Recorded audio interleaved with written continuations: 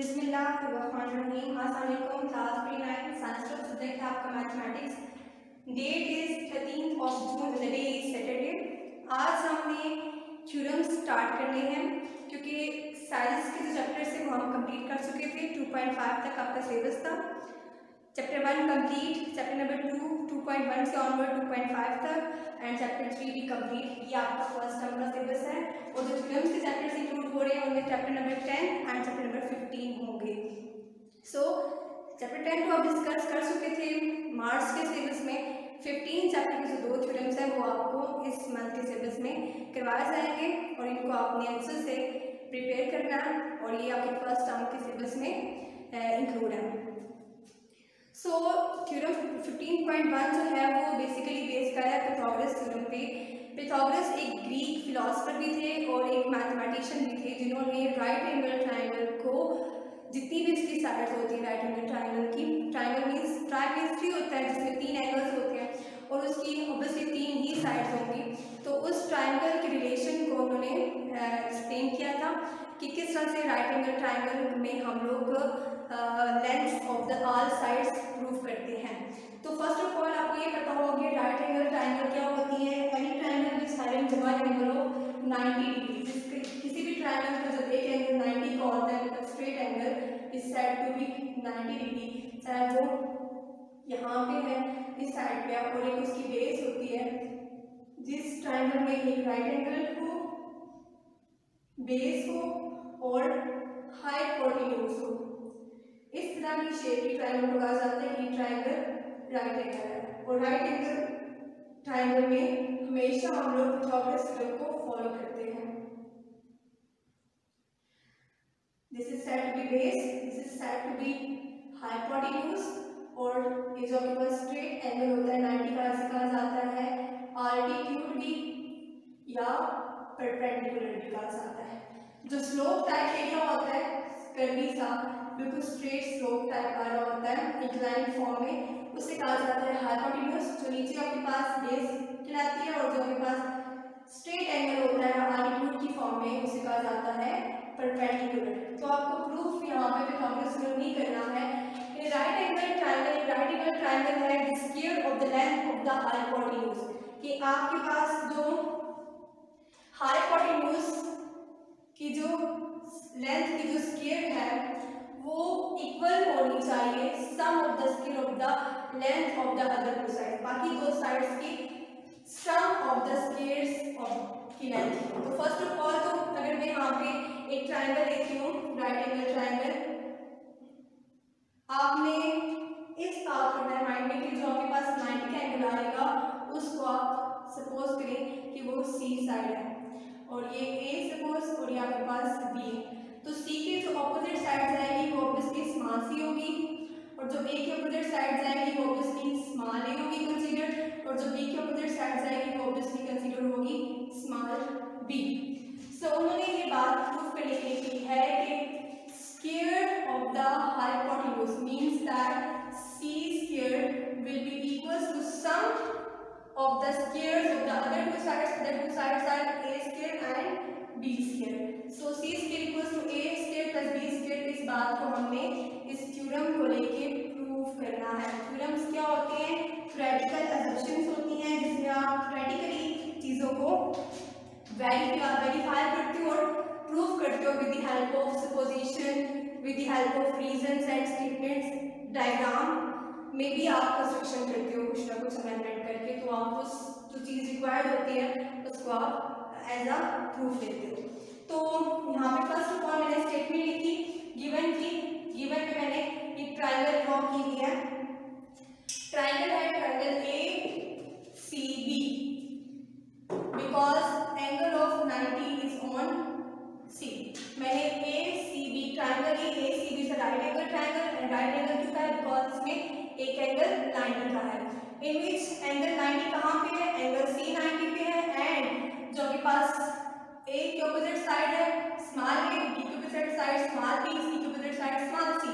सो B measurement side, ये जो आपके पास साइन आता है मेजरमेंट का कहलाता है और ये जो आपके पास लाइन आती है इसे कहा जाता है side. So it will be read as measurement side. Measurement side BC equals to A, measurement side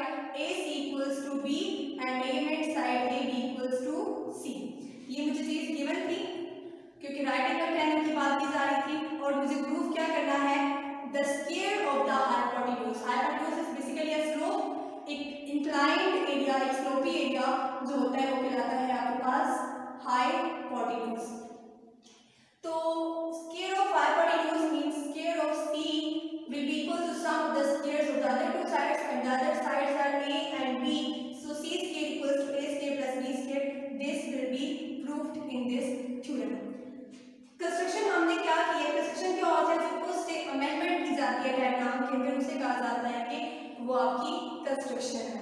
तो कंस्ट्रक्शन मैंने क्या किया, draw C D perpendicular from C और ए बी। मैंने क्या किया, ए बी लाइन को यूज करके, जो लाइन ए बी थी जिसे कहा जाता है हाइपोटेन्यूज, इस लाइन को यूज करके मैंने यहाँ से परपेंडिकुलर बाइसेक्टर ड्रॉ किया और उस परपेंडिकुलर को मैंने फ्रॉम सी मीट करवा दिया। Draw C D perpendicular from C on A B. Draw मैंने किस लाइन को यूज करके किया, ए बी को। जैसे कि मैं कहती हूँ कि यहाँ पे मैंने इस लाइन सेगमेंट में, सपोज ये लाइन सेगमेंट ए बी है, इसका ड्रॉ करना है परपेंडिकुलर बाइसेक्टर, तो आपको क्या करना होता है, इस लाइन का मोर देन हाफ आप कंपास को इस पॉइंट से लेके कितनी भी आप लेंथ ओपन कर लें, ओपन करके यहाँ से एक आर्क लगाएं और उसी लेंथ को लेके आप यहाँ से एक आर्क लगाएं। तो जो आर्क आपके पास मीट करेगी जिस पॉइंट पे, उसको आप हाईलाइट कर लें। ऐसे ही आप नीचे भी लगाना है, बी पॉइंट पे लेके आप नीचे और एक ए पॉइंट लेकर आप नीचे, जिस पॉइंट पे आप मीट करेंगे उन दोनों को आप स्केल से मीट करवाएंगे। तो ये जो आपके पास लेंथ आएगी, ये आपने ड्रॉ किया है परपेंडिकुलर बाइसेक्टर। ऐसे आपने यहाँ पे भी परपेंडिकुलर ड्रॉ करना है और ये परपेंडिकुलर ड्रॉ होगा ए बी लाइन पे और टुवर्ड्स सी, और जो परपेंडिकुलर ड्रॉ होके कट करेगा उस लाइन सेगमेंट ए बी को, उसे नाम देंगे आप डी का। ठीक है, so C D is the perpendicular from A B. Let अब इस सी डी को आपने कह देना है कि जो लेंथ है ये इसकी एच के इक्वल है। C D equals to H and A D जो है, ए डी यहाँ तक का जो एरिया है वो एक्स है और जो डी बी है यहाँ तक का जो एरिया है वो वाई है। लाइन सेगमेंट जो सी डी है स्प्लिट करी, अब जब ये सी डी हमने परपेंडिकुलर ड्रॉ किया तो ये पूरी जो ट्रायंगल ए सी डी जो थी, जनरल ट्रायंगल थी, ये दो ट्रायंगल्स में डिवाइड हो चुकी है। अब ट्रायंगल ए सी डी और ट्रायंगल बी डी सी, दो ट्रायंगल्स बन चुकी हैं। So the line segment C D splits triangle ABC into two triangles which are ADC and BDC which are separately, और इन दोनों ट्रायंगल्स को मैंने इस जनरल ट्रायंगल से हटा के सेपरेटली ड्रॉ किया, ट्रायंगल 1 और ट्रायंगल 2 का नाम देके। ठीक है, अब हम मूव करते हैं अपनी स्टेटमेंट की तरफ और रीजंस की तरफ। स्टेटमेंट और रीजंस में हम लोग फर्स्ट ऑफ ऑल जो कंपैरिजन करते होते हैं वो जो चीज गिवन होती है उससे कंपैरिजन करते होते हैं। तो यहाँ पे मुझे triangle A C D general triangle थी वो गिवन थी, उसको लेके कंपैरिजन करेंगे। तो ट्रायंगल ए सी डी का मैं कंपैरिजन कर रही हूँ with the first part of the A C D, तो वो क्या थी, ए डी सी। तो ए डी सी को मैं कंपेयर कर रही हूँ ए सी डी से। ये जो मैंने सिंबल यूज किया है,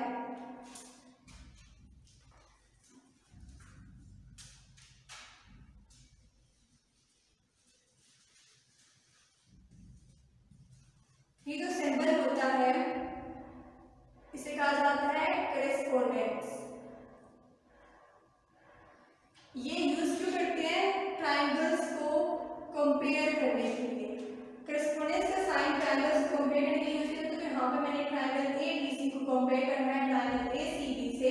इसमें जो मैंने फर्स्ट चीज कंपेयर किया वो angle A is combinate to angle A. ये जो साइन लगा हुआ है इक्वल विद ऊपर जो है वो सिमिलर का साइन बना हुआ है, तो इसे कहा जाता है कॉन्ग्रुएंट। कॉन्ग्रुएंट का मतलब क्या होता है, सिमिलर, और you can say that they having the same length, same area, same angle. तो यहाँ पे एंगल ए जो था ए सी डी का वो यहाँ पे इस ट्रायंगल के एंगल ए के इक्वल है।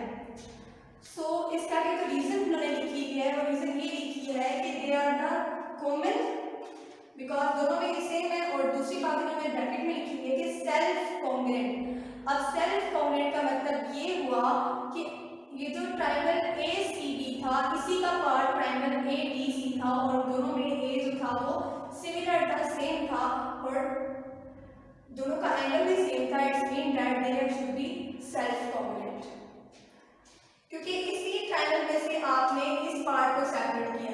इस पार्ट को सेपरेट किया तो ये एंगल ए सी डी का भी है, ये एंगल ए डी सी का भी है। तो it's mean that in both triangles angle A is the self congruent. ठीक है, इसके बाद अगली बात क्या लिखी हुई है, कॉन्ग्रुएंट टू एंगल ACB।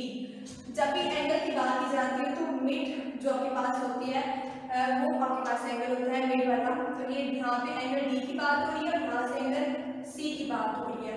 तो इट्स मीन दैट क्योंकि जब एंगल ड्रॉ करते हैं तो एंगल का जो शेप होती है वो इस तरह की होती है। तो लेट्स सपोज कि ये A है, ये D है और ये C है। तो इसमें एंगल जो है वो कहाँ पे बन रहा है, D पे बन रहा है। इसी तरह अगर बात की जाए ACB की तो यहाँ पे ACB ड्रॉ करेंगे तो एंगल ACB तो एंगल यहाँ पे भी C बन रहा है। तो इट्स मीन दैट C और D को कंपेयर किया जा रहा है। तो C और D को कंपेयर करेंगे यहाँ पे अगर तो एंगल D यहाँ पे 90 है और यहाँ पे एंगल C 90 है। बोथ आर इक्वल, दोनों जो है राइट एंगल्स हैं, therefore they are the equal. तो यहाँ पे लिखा हुआ है angle ADC is congruent to angle ACB which is construction, क्योंकि हमने इस एंगल C पे परपेंडिकुलर ड्रॉ करके इसको उससे कंस्ट्रक्ट किया था D पॉइंट। तो D is our construction, therefore we have place the reason construction. इसके बाद नेक्स्ट हमने मूव करते हैं angle C is congruent to angle B। अब ये जो एंगल C है इस ट्रायंगल का, ये इस ट्रायंगल के एंगल B के कॉन्ग्रुएंट है। और इसके आगे जो रीजन लिखी है वो ये लिखी है कॉम्प्लीमेंट्स ऑफ एंगल A। अब इस बात को आप ये समझना है कि what is meant by complement. Complement का मतलब क्या होता है, वो एंगल्स जिनका सम होता है 90 के equal. It's mean that angle C जो है वो भी इक्वल है एंगल B के, और ये दोनों जो है ये एंगल A के कॉम्प्लीमेंट्स हैं। इट्स मीन दैट अगर एंगल C जो है वो 60 का है तो angle A should be equals to 30 so that both sum will be equals to 90 degree. As is अगर एंगल B जो है वो 30 का है तो angle A should be equal to 60, therefore both sum will be equals to 90 degree. इस तरह से दोनों जो होते हैं वो एंगल A के कॉम्प्लीमेंट्स कहलाते हैं। ठीक हो गया। इसके बाद नेक्स्ट अगर एक और बात, जब भी आप ट्रायंगल्स को कंपेयर करते हैं, उन ट्रायंगल्स को कंपेयर करने के बाद उनके अंदर कोई सी भी तीन चीजें एक जैसी हो जाए, चाहे वो तीन साइड्स होती हैं, चाहे वो तीन एंगल्स होते हैं, चाहे वो दो साइड्स एक एंगल होता है या दो एंगल्स एक साइड होता है, अगर तीन चीजें किसी ट्रायंगल्स में सिमिलर हो जाए तो वो ट्रायंगल्स आपस में कॉन्ग्रुएंट या सिमिलर होती हैं। तो यहाँ पे लास्ट में क्या लिखा हुआ है, therefore triangle ADC is similar. ये जो साइन लिखा हुआ है ये कॉन्ग्रुएंट का साइन है, सिमिलर का साइन है। सिमिलर का मतलब होता है कि इनकी शेप जो है वो एक जैसी है, साइज इनका सेम नहीं है। कॉन्ग्रुएंट में साइज, शेप सब चीजें जैसी होती हैं, लेकिन सिमिलर में सिर्फ और सिर्फ ये चीज होती है कि उन दोनों की शेप सेम है। तो triangle ADC similar triangle ACB, congruency of the three angles, because इनमें तीनों एंगल्स जो है वो कॉन्ग्रुएंट है। हमने तीनों एंगल्स की बात की है और we know that in the case of similar triangles all angles are equal. Length में डिफरेंस आ सकता है लेकिन एंगल्स जो है वो तीनों सेम होते हैं। तो ये इसकी प्रॉपर्टी होती है सिमिलर ट्रायंगल्स, देयरफॉर ये दीस आर सिमिलर। अब नेक्स्ट है वो रेशियोज बताएंगे, x ratio B equals to B ratio C proportional. यहाँ पे रिलेशन दिया हुआ है, ये कैसे मैंने ड्रॉ किया है इसको भी देख लेते हैं।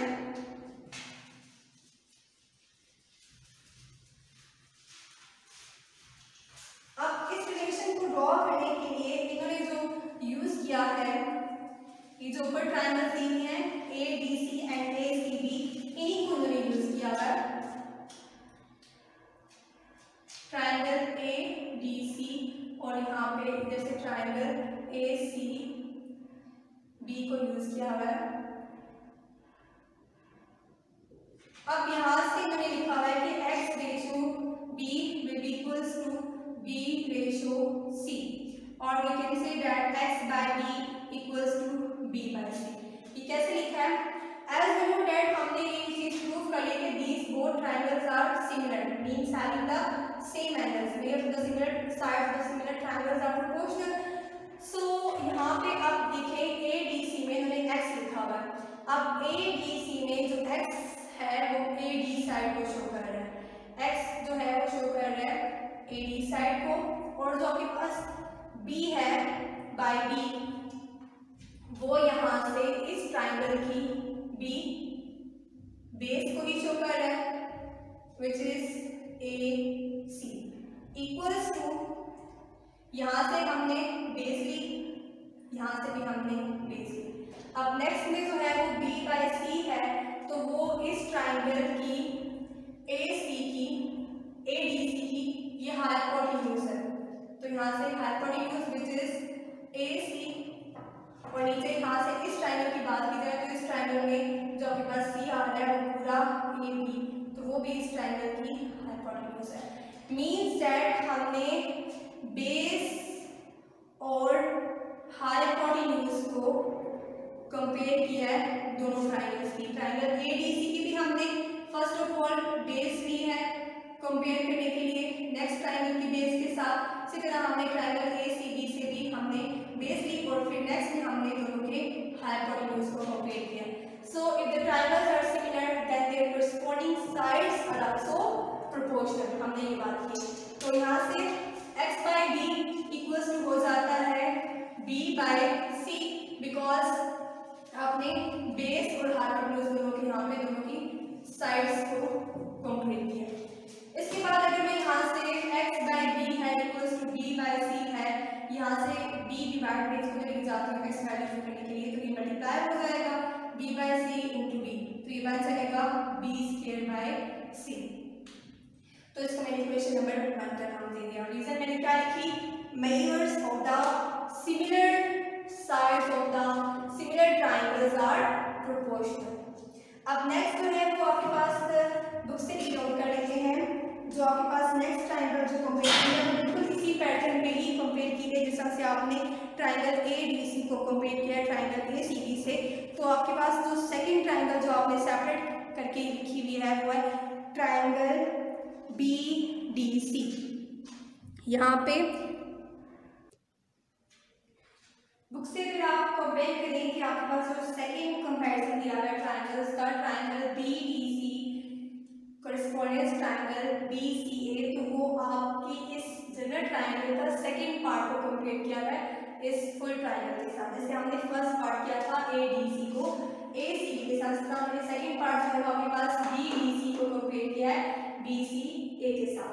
तो बाकी सब स्टेप्स बिल्कुल सेम इसी पैटर्न पे थे जैसे आपने फर्स्ट ट्राइंगल कंपैरिजन में किए।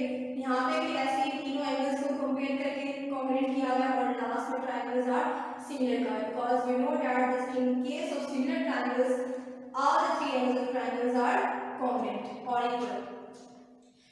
ट्राइंगल अब यहाँ पे BDC और BCA में angle B is congruent to angle B, again ये सेल्फ कॉन्ग्रुएंट हो जाएंगे।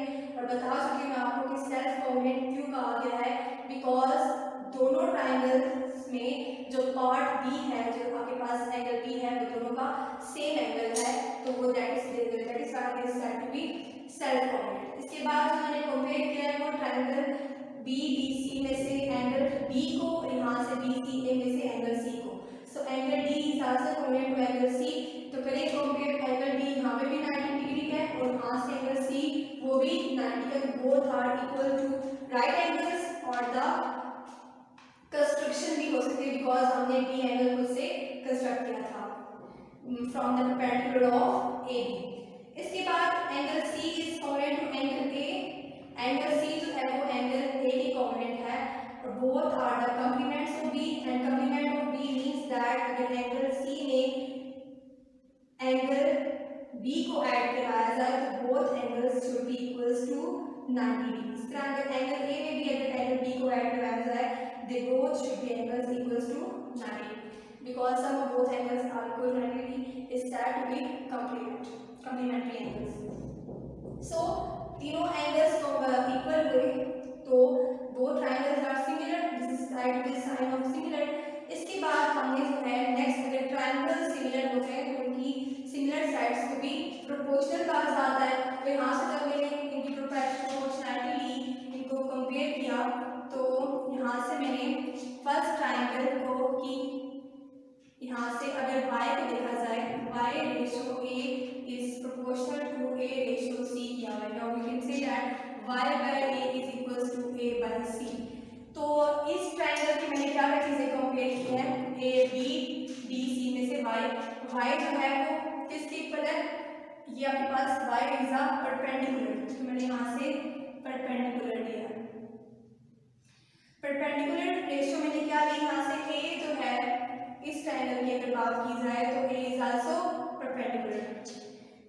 से फर्स्ट ट्रायंगल के परपेंडिकुलर को कंपेयर किया है सेकंड ट्रायंगल के परपेंडिकुलर के साथ। नेक्स्ट मैंने ए को कंपेयर किया विद सी, तो A is the hypotenuse from the triangle BDC and C is the hypotenuse from the triangle ACB या बीसीए।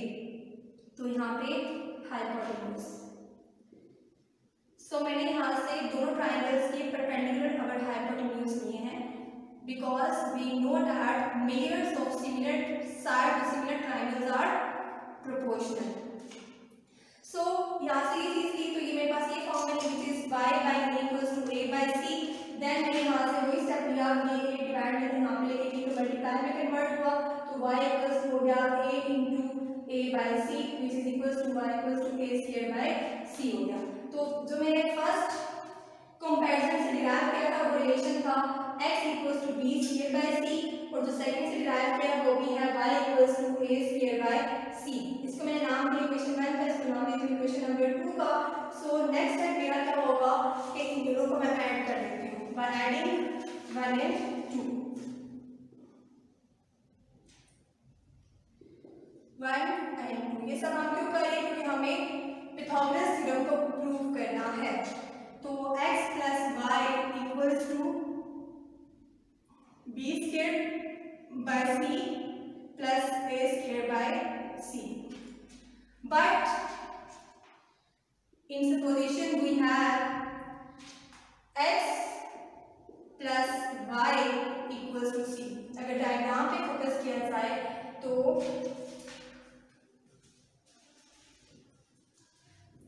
तो ये जो आपके पास पूरा एरिया था ये c के ऑपोजिट था, जिसे स्मॉल c का नाम दिया हुआ था, और यहाँ से लेकर d पॉइंट तक जो था a टू d वो x था और d टू b y था। So x plus y equals to c बनता है। ये हमारी जो थी ये सपोजिशन थी। अब अगर x plus y equal to c है तो मैं यहाँ पे c पुट कर सकती हूँ, इसको नाम दे इक्वेशन नंबर 3 का। पुट इन इक्वेशन 3, तो ये बन जाएगा c equals to b square by a b square by c plus a square by c। अब मुझे as we know that we have to prove square of the hypotenuse equals to the sum of the squares of the other two sides. ये बात prove करनी है, तो ये जो c है इसका एलसीएम ले लेते हैं, multiply the c to both sides.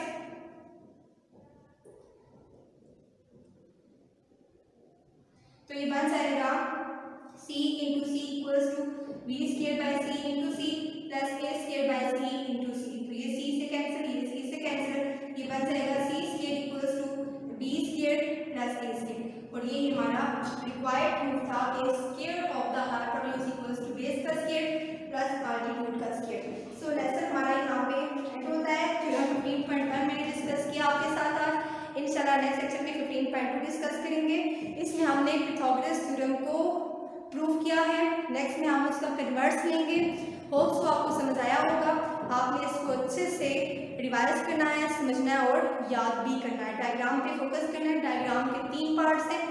First जो डायग्राम है वो आपकी जर्नल है और सेकंड और थर्ड जो है वो उसी में से उसको सेपरेट किया हुआ है, पार्ट 1 को पार्ट 2 को, जिसमें आपने परपेंडिकुलर ड्रॉ किया था ए बी साइड को लेके।